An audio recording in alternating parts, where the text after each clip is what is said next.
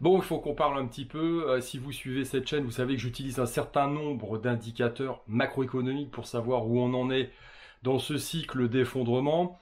Alors évidemment, alors petit aparté, tiens, j'ai eu des remarques un peu bizarres, des gens qui me disent, tiens, c'est bizarre sur cette chaîne qui s'appelle My Training Guide et qui fait référence normalement plus à l'entraînement et notamment l'entraînement corporel lié au sport. Comment ça se fait qu'on a des vidéos où effectivement on va parler de sujets un peu plus internationaux, politiques ou macroéconomiques. Alors, ceux qui me font ce genre de remarques, je peux comprendre qu'ils soient un peu déstabilisés, mais ils n'ont pas compris un petit peu mon cheminement. On me dit reste dans le fitness et la muscu. Ok, alors déjà je vais faire un petit retour en arrière. Moi je ne viens pas de la musculation ni du fitness. À la base, j'ai fait des études d'histoire et puis je me suis orienté vers l'entraînement sportif. Alors c'est vrai que ça n'a pas trop de rapport comme ça, mais ça fait partie de ma personnalité. J'ai beaucoup de centres d'intérêt et je ne me limite pas à une seule chose. Donc je suis pas un monothème. Voilà. Et donc j'ai fait évidemment une grande partie de ma carrière dans le domaine sportif, en écrivant des livres, des ouvrages d'entraînement. Et il y a un moment où, évidemment, dans la vie de chacun, on est amené à vivre des choses plus ou moins douloureuses. J'en ai vécu un certain nombre. Et des expériences qui font que, à un moment donné, on se fait un petit retour sur soi. Et puis on va un peu plus loin que le simple fait, entre guillemets, de travailler ses muscles ou sa technique sportive.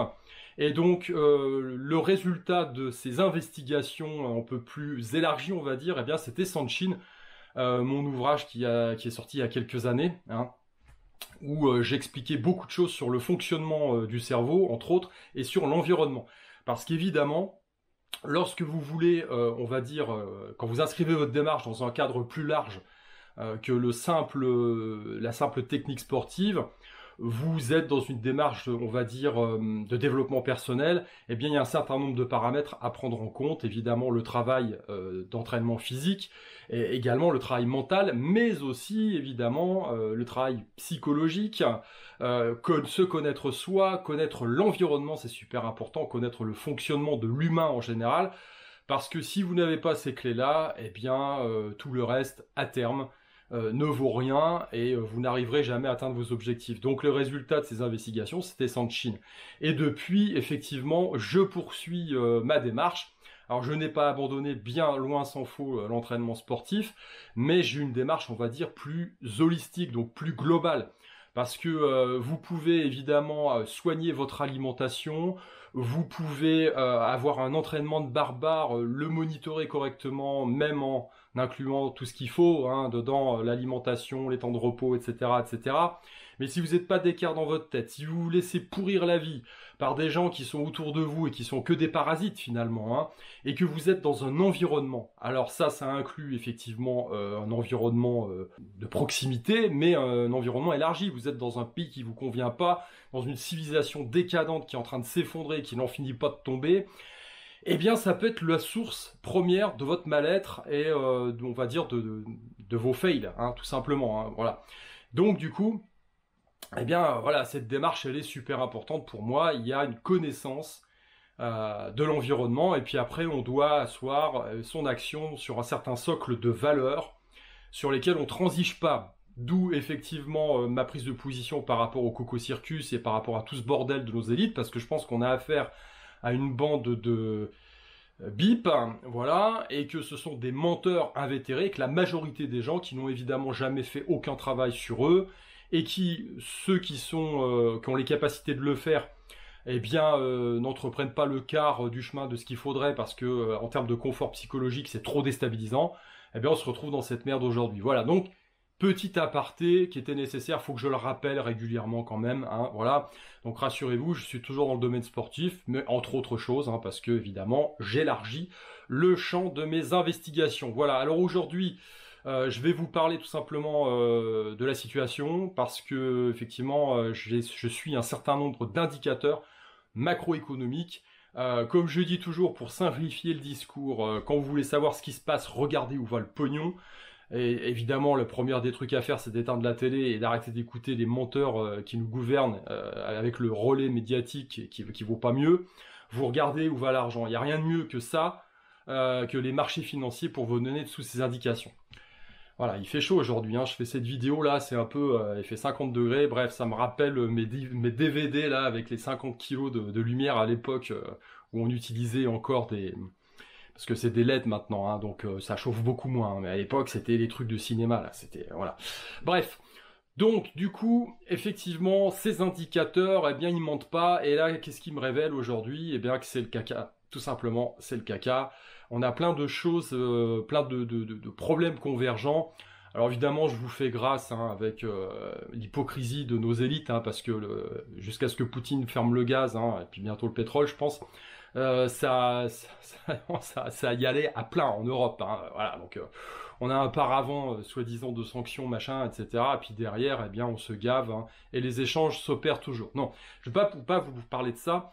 Je parle d'un événement plus important à mon sens, qui est effectivement le déclenchement de cette crise qu'on attend et qu'on attendait notamment avant la crise du Coco Circus, qui n'a été finalement que, on va dire, un petit écran de fumée pour masquer un peu l'effondrement du bordel. Et là aujourd'hui, on avait appuyé sur pause, mais on relâche les vannes, hein, donc c'est parti. Et on le voit comment? On le voit au niveau du marché obligataire. Je vous mets un graphique aujourd'hui, voilà, donc ça se pète la gueule. Marché obligataire, c'est le plus gros marché financier, hein, c'est celui qui concerne la dette d'État. Je vous rappelle qu'on est dans un système de monnaie-dette, hein, et que tous les pays occidentaux, soi-disant développés, sont archi endettés, et que ça va poser un grave problème, puisque aujourd'hui on a l'inflation qui monte, et que si on prend les chiffres, le pic d'inflation qu'on a eu là, la dernière fois, c'était dans les années 80, et que pour lutter contre l'inflation, la Réserve fédérale américaine, donc les banques centrales, ont augmenté les taux, boum, de 14%, pour essayer de faire redescendre un petit peu le truc qui était en train de flamber. Aujourd'hui, on en est très loin. Alors, ils augmentent, hein, doucement, 0,5, 0,75, mais bon, c'est peanuts. Et puis, pendant ce temps-là, la BCE, donc la Banque Centrale Européenne, se dit, tiens, non, on va peut-être aller à la plage, hein, voilà. Donc, je vous laisse imaginer ce qui se passe, c'est que aujourd'hui, le seul outil finalement disponible pour les banques centrales, c'est l'augmentation des taux pour pouvoir faire baisser le niveau d'inflation.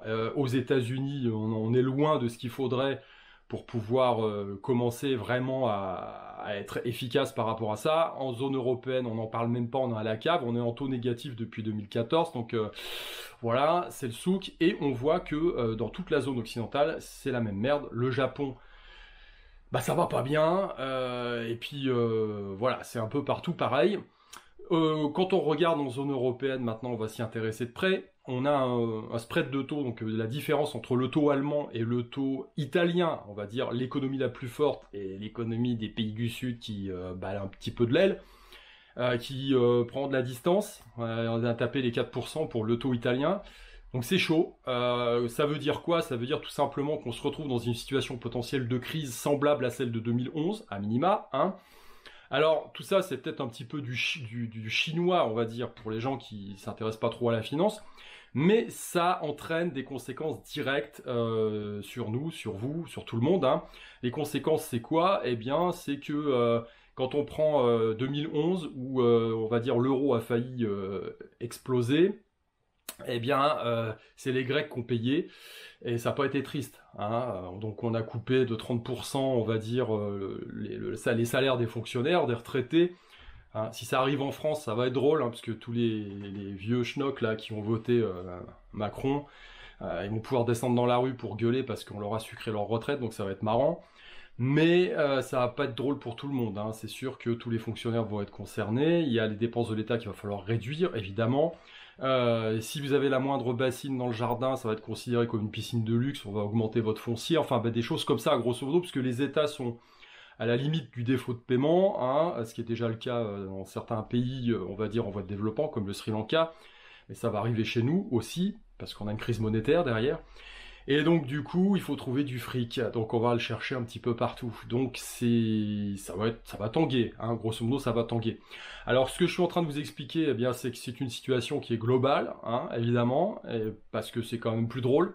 Voilà, et l'idée c'est que ça concerne tous les pays occidentaux, hein, grosso modo, et qu'il y en a qui vont sauter d'abord, et puis l'Empire sautera en dernier. Donc je pense que on a déjà une crise de liquidité au niveau mondial, parce qu'évidemment, comme le dollar n'arrête pas de monter, eh bien, et que c'est la monnaie de règlement des dettes, eh bien les pays en voie de développement ont un problème pour pouvoir rembourser, donc il y en a qui sautent, c'est le cas du Sri Lanka. Et puis derrière, eh bien évidemment, en zone européenne, on a les soucis que je viens d'exposer, qui vont pas être tristes. Donc ça n'est tenu que par les États-Unis jusqu'à un certain point, mais là ils ont dû larguer un petit peu les amarres, hein, voilà, donc ils partent devant. Hein, les augmentations de taux aux États-Unis sont effectives déjà, hein, alors qu'en Europe on n'y est pas encore. Et à côté de ça, il y a l'inflation qui flambe. Voilà. Donc l'Europe, à mon avis, risque de sauter. Alors je pense que c'est plutôt les Européens ils vont faire vivre et continuer à faire vivre Bruxelles et puis l'euro jusqu'à la mort du dernier Européen, parce qu'on sera à un moment donné, il faudra qu'on se tire dessus, quoi, hein, entre vax, non-vax, tous ceux qui sont dans le narratif officiel, parce que je pense que évidemment, ça sera de la faute des non-vax, hein, si les gens n'ont plus à bouffer et qu'il y a des pénuries dans les magasins, voilà. Donc ça va être rock'n'roll. Et puis au bout du bout, eh bien ça sera le dollar aussi, hein, qui va être impacté, et puis qui sera à mon sens le dernier à sauter. Hein. L'Empire est fini en dernier. Voilà, voilà. Donc qu'est-ce que j'ai envie de vous dire, moi je suis en train d'écrire mon livre là sur l'apocalypse, hein, 2030, parce que là on est sur un processus qui va prendre plusieurs années. En ce moment on a une dizaine d'années. Hein. Je vais finir sur cette image là, voilà, donc qui est assez, à mon sens, représentative, hein, Rachel Levine, voilà, en tenue d'amiral 4 étoiles. Bref, je pense qu'on est vraiment dans un choc de civilisation et que en face, ils doivent se marrer, mais alors ils doivent se bidonner. Ils doivent se dire, putain, dans les années 80, il y avait des Rambo, il y avait des Schwarzenegger, ils sont où maintenant, hein? Bah maintenant, on a Rachel Levine, voilà. Donc on est bien, on est bien ou on est mal, ça dépend de quel côté on regarde, hein. Et voilà, donc je suis sur mon ouvrage en ce moment pour essayer d'apporter des solutions à ce qui arrive, parce qu'on est dans un processus, à mon sens, qui est enclenché là et qui va durer une dizaine d'années avant un effondrement total. Voilà, je ne vois pas comment ça va être possible autrement. Il va falloir qu'on aille vraiment dans le mur pour pouvoir espérer refaire autre chose. Donc bref, c'est comme ça, c'est des règles naturelles. On a déjà vu ça un nombre incalculable de fois dans l'histoire. Et il faut juste encaisser la vague, hein, et puis surmonter le truc. Donc j'aborderai évidemment beaucoup de thèmes dans cet ouvrage. Donc il y aura évidemment le thème de la préparation physique, mentale, hein, parce que c'est voilà mon cheval de dada, mais pas seulement, hein, et évidemment je parlerai de finances, je parlerai de plein de choses, de résistance aussi. Alors j'ai essayé de trouver un biais un peu particulier pour pouvoir aborder toutes ces thématiques. On sera un petit peu sur du roman, on va dire, d'anticipation, hein. Donc ça sera une œuvre de l'esprit, donc il y aura des choses qui sont très factuelles, puis d'autres qui seront un petit peu liées à une histoire, comment dire, romancée. Ah, ça, parce il y a des choses qu'on peut pas trop dire quand même, hein, voilà. Et puis, du coup, je me fais plaisir aussi parce que il y aura une partie qui sera dessinée, hein, une bande dessinée, voilà, qui me permettra d'apporter certains éléments. Je vous montre quelques planches là déjà, voilà.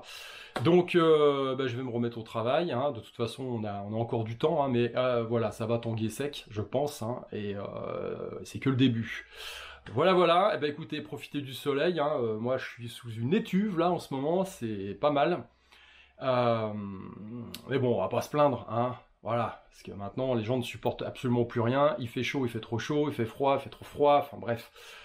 Je pense que de l'autre côté, là, de l'autre côté de la civilisation eurasiatique, le seuil de tolérance est bien plus élevé que par chez nous. Hein. Voilà. Donc bon, alors ceux qui ont encore, on va dire, les épaules pour pouvoir se tenir debout, ici en zone occidentale, préparez-vous.